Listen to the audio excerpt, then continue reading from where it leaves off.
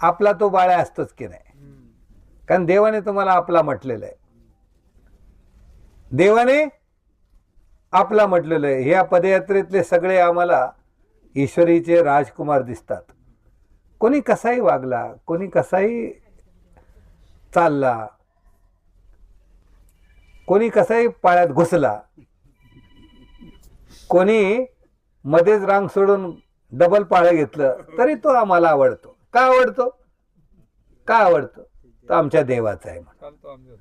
तो आमच्या सोबत चालतो, माझ्या देवाचा आहे. जास्त घुसते असं सांगितलं. नाही नाही, आता ते घुसणे म्हणजे शब्द, तुम्ही गुरुच्या आज्ञेचं उल्लंघन करतात ना. ते तर तेवढा करता मी तो अगोदर मुद्दा सांगितला की तुम्ही गुरूंची आज्ञा प्रतिपालन केली म्हणजे एक प्रकारे देवाचीच आज्ञा प्रतिपालन केलेली आहे. त्यांची आज्ञा भंगली म्हणजे ईश्वराचीच आज्ञा भंगलेली आहे. आणि एक वेळा माफ करतील, 2 वेळा माफ करतील. अहो, देवाने आमच्या शिशुपाळाचे 99 अपराध माफ केलं. पण एकदा रागवल्यावर काय झालं? शेवट झाला की नाही. आणि म्हणून देव म्हणतात हे ईशाळूपेक्षाही ईशाळू आहेत. एकदा देवाला राग येत नाही, 2दा येणार नाही, 3दा येणार नाही, 4दा येणार नाही.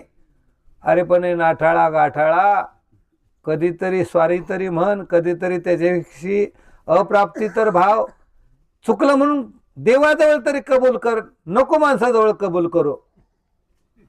काही माणसं उदारमतवादी असतात.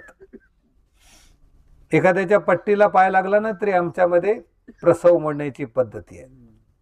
काय मस्त माणसाला तुडून जातात, आम्हालाही तुडून जातात, तरी त्यांना लक्षच नसतं, भानच नसतं की ते बाबांच्या अंगावरून गेला काय, किंवा त्यांच्या कपड्याला पाय लागला काय, किंवा त्यांच्या चपलीला पाय लागला काय. अरे या परमार्गामध्ये छोटी छोटी प्रक्रिया असते. हे जर छोट